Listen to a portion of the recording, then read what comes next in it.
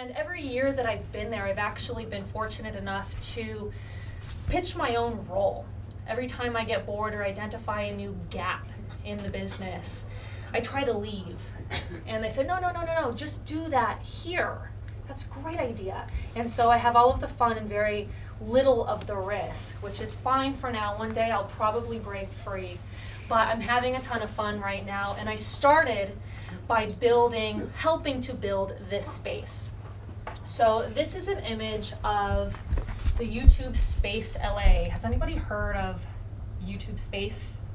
Couple folks? Cool. So, gosh, probably about 6 years ago, we launched this flagship studio down in Los Angeles in Playa Vista. And this was really groundbreaking. This is a physical, state-of-the-art studio space where we invited our best video creators on our platform to come and make stuff all day long, all year round for free. And so getting this off the ground was no small feat, and it's certainly not, the value of doing so is not lost on us now, as it wasn't then. But the reason we did this initially is because we realized about halfway into YouTube's evolution, we're 10 years in, 5 years into it, we're like, wow, it's not the technology that makes YouTube special, it's the creative community. We have to learn more about these people. How did these people go from nobody kids in their bedroom, weirdos and loners putting makeup on their face, to multi-million-dollar brands who now have TV shows and are traveling the world and launching products? What can we learn from them? So we built this space to invite all of these creative genius, these accidental creative genius, into the building and learn from them. This was kind of like one part Andy Warhol's factory and one part incubation lab for a bunch of tech nerds to figure out what the hell was going on and how do we get ahead of it? How do we reproduce this? So I spent a few years in the trenches, learning everything about lighting and scheduling and community involvement so that I could eventually parlay my career into this room. And I've spent the last couple of years taking all of the insights that I learned from this incredibly impressive creative community to Google advertisers. This is an actual, very inspirational looking, I know, boardroom in what we call the Partnerplex, which is at the Mountain View headquarters, a very special place where we invite our top advertisers for like an annual pilgrimage to talk to them about all of the latest advertising capabilities and how to build their brand in a digital age. And they all, at some point, understandably so, wanted to hear from me about how to be a YouTube creator. You've heard a lot today from some other wise individuals about the importance of authenticity and really creating two-way dialogue with your audience, building trust, and really establishing a more personal aspect of your brand. And they all wanted to do that. They all saw that digital was the new frontier. They were wasting their money on Super Bowl ads, and they may not have to anymore. So we came into this room and I told them all about the things that YouTube creators were doing on their own. And this is around the time that I was introduced to Patrick's work, because around the same time that advertisers started getting savvy enough to say, hey, I want to be a YouTube creator too, or at least to pretend to be one, there were a lot of businesses building a platform on top of YouTube. These multi-channel networks and these digital agencies all wanted to say, hey, we work with YouTube, we know everything there is to know about YouTube, telling creative talent, come work with us and we'll offer you some tips and some access to brands and other opportunities that you'll never get working directly with YouTube. And so we said, okay, that's well and good, and you're providing a great resource to our creative community.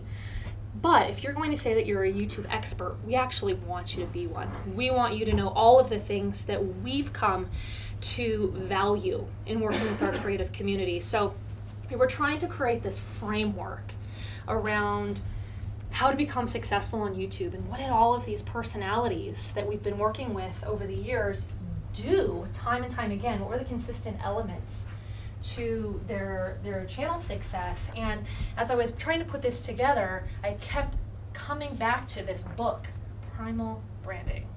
It was driving me nuts. I was like, this guy's just nailed it. How am I supposed to come up with something that's any better than this? This perfectly describes what we want people to understand. And so we just used it. We ripped it off. Then we called Patrick and said, is it okay if we include this in our official YouTube certification program for businesses? And he was like, No. No. I got a text from someone saying they're using your book. Okay, go ahead. Yeah, but like I said, the first You're messing version. with her creations. You're ruining it. This was the nice version. Well, General Counsel's not here. True. So all of that is to say that there were just a lot of synergies in what we were seeing that worked for these YouTube creators and what Pat was working with brands to do. And it was just natural that we started having larger brand conversations and thinking of YouTube creators as brands, just like we were already talking to YouTube advertisers about behaving more that way. And so I tried to think, what is the best use of my time with you all today? And I figured I would do a mixture of things that I've learned and answer some of the questions that I get from both of these very creative and very brand-centric advertising communities about YouTube. But it's going to be totally free form. If you guys have any other questions in between, just shout them out. And maybe I'll actually start by asking you all a question. Does anybody want to share? Any brave soul want to share what the last YouTube video you watched was? Joe. Nerf gun modifications. Really? Okay. Do you care to elaborate on that? I have an 11-year-old, and he ships parts in from Taiwan. He takes apart Nerf guns, and YouTubers explain how to put it back together so that it can shoot twice as far and 3 times as accurate. My goodness. Yes, and they're ranked, and they all have different styles, and they're fun. Fantastic. They're great YouTubers. In fact, if you have a Gmail account, you actually have a YouTube channel. Wow. If you ever uploaded a video of, your baby eating food for the first time, that's a video on your YouTube channel. You should probably check that out. But if you are thinking of your channel as a way to extend and grow your brand, you can actually build it out with a channel banner and an avatar, and you can be really thoughtful about the way that you categorize the content on your channel. There are different shelves. A YouTube channel is now like a .com destination for a lot of people. You can almost think of a YouTube channel now as a TV channel with multiple shows. People are programming their channels like they do their own TV network, which is incredible. And that's where we're seeing people rise to the top. Those who are building consistency into their schedule, those who are doing a lot of the 7 elements that we've talked about many times today, and we'll get into that. So these are the 3 things that are asked of me most frequently. If you guys have other things, do let me know. But this first one, so why does my kid worship YouTubers? Your kid's watching YouTube, your kid's watching YouTube, my kids want to watch YouTube, I just don't want them to yet. But people are subscribing to channels, and they're subscribing to personalities. So why YouTubers? YouTube is totally mainstream right now. Some of us in this room are probably young enough to kind of get this and maybe even subscribe to some of these YouTube channels and personalities ourselves. But for the most part, we grew up in a generation where we idolized mainstream celebrities, actors, models. I remember being in high school and cutting out people from magazines and plastering them all over my wall. These are the people and the brands that represent me, and I'm so proud of this wall. Now people just have YouTube subscriptions and people that they follow on Instagram, and they see these faces every single day. These are who they idolize, who they aspire to be like. YouTube is no longer a platform to launch yourself to a new medium. It's not the stepping stone to get a book deal or to get on TV. YouTube is the end goal for a lot of these people and those who have grown up in this generation. And as I mentioned earlier, these YouTubers, these really successful creators are some of the most savvy natural brand builders I have ever seen. They do these 7 elements of the Primal Code innately, without thinking about it.